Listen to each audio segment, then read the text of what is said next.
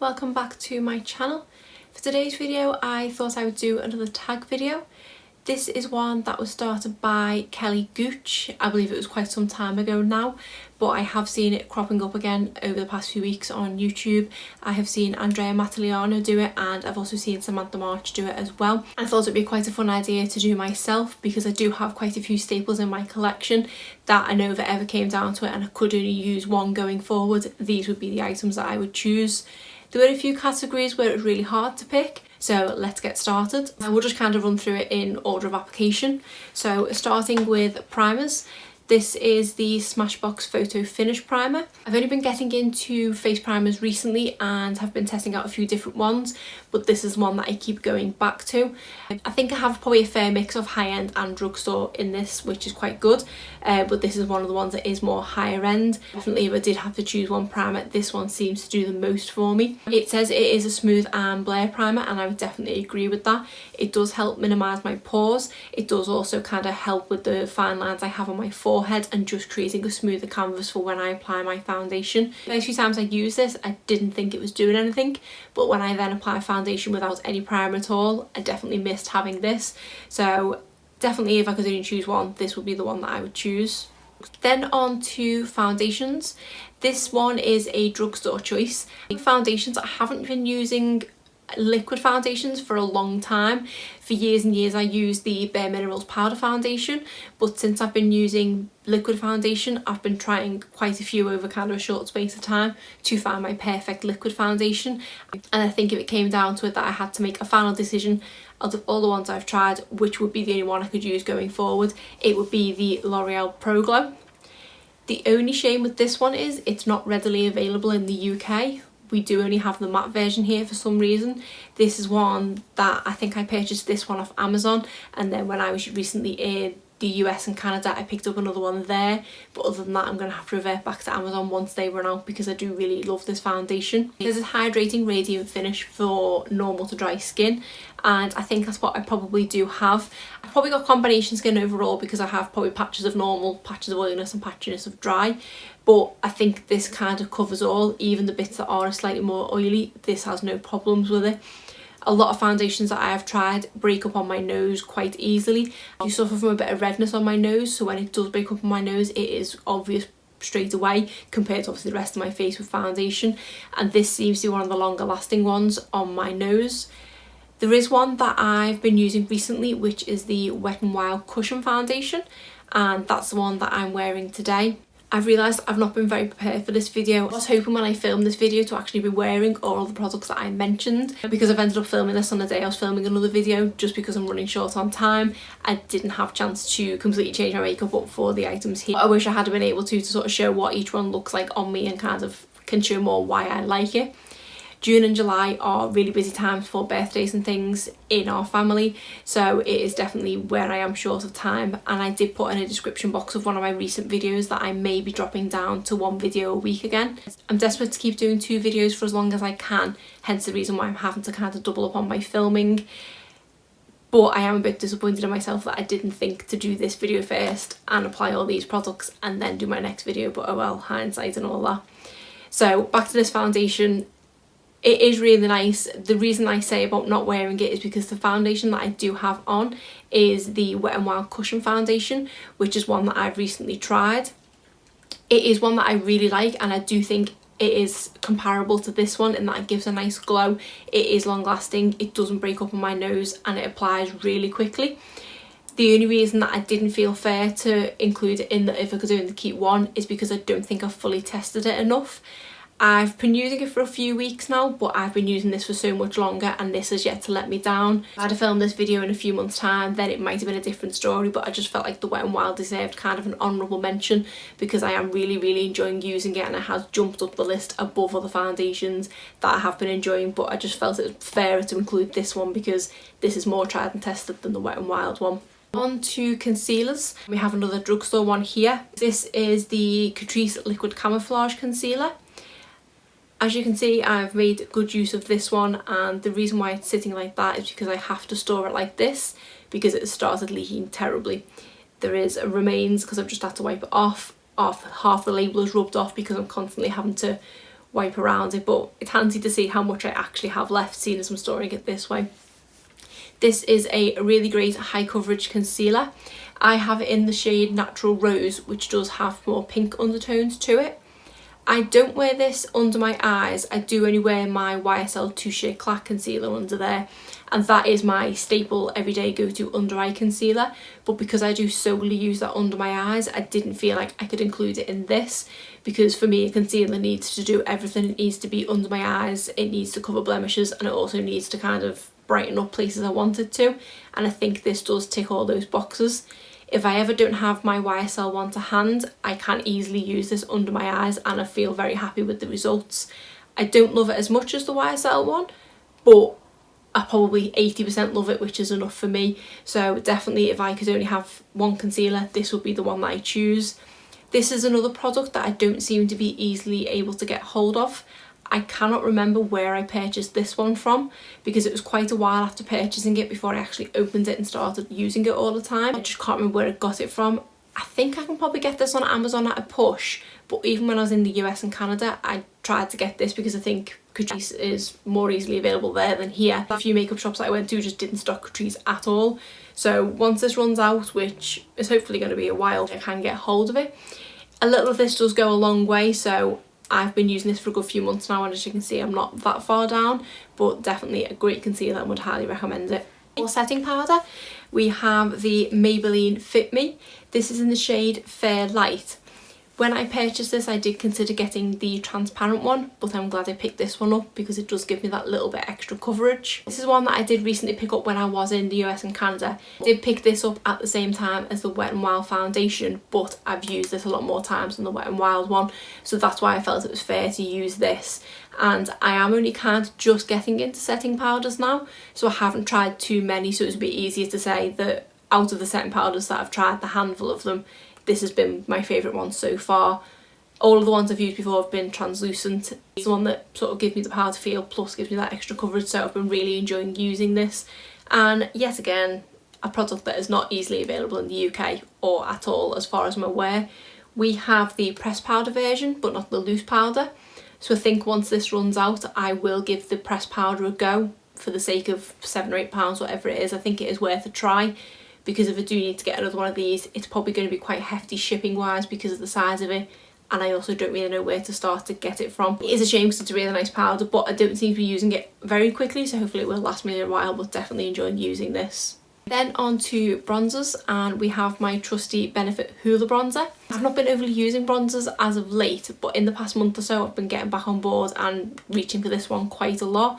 I was using this one as well as the, I think it's Park Avenue Princess by Tarte, but I just much prefer the tone of this one. I feel like it much better matches my skin and is a really nice finish. It's easy to blend, I don't have to work too hard with it, and it's just a really nice bronzer. I don't ever use it for contouring or anything like that, I just can't seem to get on board with contouring, but as an all over bronzer to kind of just give my face that sun-kissed glow, it is really great. And one of these little guys goes a long way, so I can only imagine if you did purchase the full size or the minis that they have, you're going to get a lot of use out of it. Then on to blush. This was one of my more harder decisions. I did end up deciding on the Balm Frat Boy. The reason for this is kind of leaned more by the shade. It was between this and a Tarte Amazonian Clay blush, but with the shades that I have for that, I don't have a kind of shade that does everything. I have my day shades and my night shades as I tend to wear them. My days are more my muted pinks, and then I do have a brighter pink which is more my night shade, whereas this pink is kind of somewhere in the middle, and this is also a buildable one. I find with the Tarte ones, even though I absolutely love the formula, they are really long lasting, I don't feel like they're as buildable. If a shade is lighter, it's going to stay lighter and it's just going to be this, no matter how much I put on, I don't feel like I get any more deepness in the shade. Whereas with this, if I go with a light hand, it can just be a nice flush of it for a day look. Or if I go in quite heavy handed, it can give me quite a lot of colour on my cheeks. So that's why I thought this one was probably the better option, because it is kind of more coverall. When you put it down to formulas, I probably do prefer the Tarte formula, but then looking at the grander scheme of things, if I wanted something going forward, I could only have one, I don't think I could pinpoint a shade that I would use going forward from the top, whereas this is a shade that I can get a lot of use out of. So that was my kind of dilemma with this one, but this was the one I ultimately went with. Then for highlighters, this one was another one that I did have kind of pause for thought with, and I ended up going for the Wet n Wild Mega Glow highlighter. The reason I chose this over my Mary Luminizer, which is the one I use generally on a daily basis, was I feel like this one is more of a blinding highlight. Maybe it's just down to it being this time of year, but I find myself wanting to reach for this more than a more subtle highlight. In the winter I will happily go for a subtle highlight, but in the summer months I do tend to go for a more blinding highlight because, well, I say sunny, we're having rubbish weather in the UK at the moment, but on a nice sunny day I find the formula of these really catch the light nicely. Don't get me wrong, so does the Mary Luminizer, but that one's just more of a healthy glow to me, whereas this one you can kind of see it and maybe seems to be more my preferences at the moment. So this was another tight one, but I decided to go for this one. Plus this is a fraction of the price, so that was another contributing factor. Then we have two very easy choices. The first one is eyeliner, and this is the Tarte Man-Eater eyeliner. I have tried quite a few black liquid eyeliners over the past few months, and without fail this is the one I go back to. Most of the ones that I've tried have been drugstore, and don't get me wrong, I've come across some ones that I have really liked, but when I've then gone back and used this, it's made me realise no, this one is better. I haven't purchased the full size of this one yet. I do tend to just keep sticking to getting the minis, which is fine by me. They last a really long amount of time. It takes a long time for them to dry out, and I like getting close to the mirror, so that's why I prefer a mini of these. But definitely if it came down to it and I did have to purchase a full size, I would happily do so. I think they retail for about £20, whereas most of the other eyeliners I've tried have been between the £5 and £10 range. I did think my NYX Epic Ink was going to be a close second, but the last time I tried that it bled into the creases of my eyelid terrible, so I've kind of gone off that one now. Then for my brows it has to be the Benefit Goof Proof Brow Pencil. I always struggle to say that. This is my go-to brow pencil, use it every single day. I am in the shade 3. I did try to pick up one of their newer releases, which were the 0.5 shades, as they do have a 2.5, but it was sold out on, I think it was Feel Unique I tried to get it from, so I might try that in the future, but I'm happy with the shade that I have here.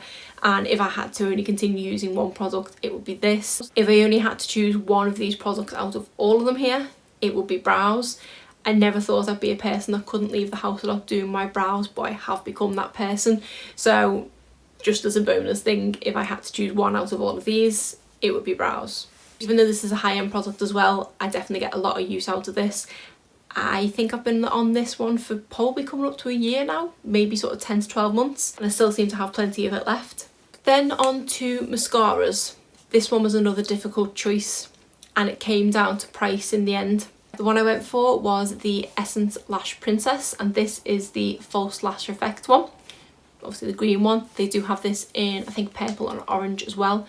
I've tried all of them, but this is probably my favourite out of the three. The one that is the kind of honourable mention is the Benefit Bad Girl Bang. I do absolutely love this mascara, but this is £20. This is about £4. Much that neither one of them can do that the other can't. One's maybe got a slightly wetter formula than the other, one's got a slightly different brush, but if it was just picking between these two, I'm going to pick the one that gives me just as good as an effect for a fraction of the price. So that was what it came down to with this one, but absolutely love this Lash Princess. To be honest, there's not many bad mascaras from the brand Essence. Most of their mascaras are under £4, quite a lot of them are under £5, and I think they're just great mascaras. Especially for the price, they definitely compete against the high-end ones, as proven here. I was just about to go on to my lipstick choices and nearly forgot a category altogether, and that is my eyeshadow palette choice. This one was a pretty easy decision to make because I obviously wanted a palette that I could do a multitude of different things with, and the palette I went for is the Morphe Jaclyn Hill palette. This has an array of different shades in it. It has your everyday neutrals if you need to go for that. It also has some pops of colour down here, and it also has some sort of dark smoky colours, so you can do a multitude of different looks with this one. So when I looked into my eyeshadow palette collection, this one was kind of a no-brainer and a nice easy decision to make. This is a palette that I've definitely grown to love. When I first purchased it, I kind of couldn't see what everyone was raving about, but I think it's just because this palette intimidated me, because there are so many shades, and it is definitely, at that time anyway, maybe even still, the most amount of shades I have in one palette. I just did not know what to do with it, but the more I used it and the more I kind of established my go-to looks from this palette and realised how many go-to looks I have from this palette, that's when I kind of developed a soft spot for it and realised if it came down to it where I had to give all my eyeshadow palettes away and only keep one, this would be the one that I keep. A kind of epiphany moment with it was when I was using it in my everyday makeup drawer, and then I took it out for the following month and I missed using it, and that was when I realised, okay, I have fell in love with this palette. So yeah, this was definitely an easy decision to make. And then finally on to lip products. For this I have chosen a bullet lipstick and a liquid lipstick. This was a choice that I thought was going to be really hard because I have tried quite a lot of liquid lipsticks formulas and bullet lipsticks, to be honest, formulas recently. But I kind of went my instincts on this one. I didn't want to think about the decision for too long because I knew I'd change my mind then. So my instinct for my liquid lipstick is this Maybelline Superstay Matte Ink, and this one is in the shade Seductress. As you can see by the fact there's not much of the writing left, this is definitely well loved. And this is probably my original liquid lipstick formula that I fell in love with.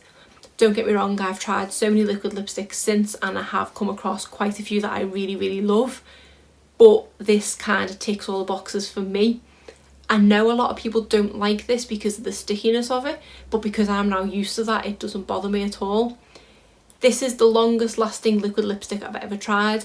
If I know I'm going to be out for a whole day and not necessarily going to get a chance to reapply my lipstick, this is the one I take with me.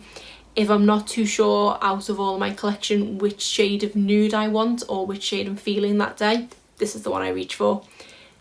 If I'm generally just having an indecisive day where I can't be bothered looking at my collection, this is the one I reach for. So that was why it kind of felt right to give this the place of if I could only choose one. And also it helps by the fact that it's drugstore and really affordable. I do have these probably in about 4 or 5 different shades now, but the Seductress one is probably the one I reach for the most because it is just a really nice simple nude shade, and it is great to wear day and night. And I say just the longevity of this is great. My only issue with this product is trying to get it off overnight, but I seem to have found the right product to do so, so it's not too much of a problem anymore. I either use my Clinique lids, lips and lashes makeup remover, or I use the e.l.f. lipstick remover pads, which I am running out of unfortunately, but they are great at removing this as well. Other than that, you do have to kind of scrub it a bit, but great liquid lipstick in my eyes. And then finally for my bullet lipstick, I went for the Colourpop Luxe lipstick formula, and this I believe is the cream formula. The one I chose is the shade Still Crazy.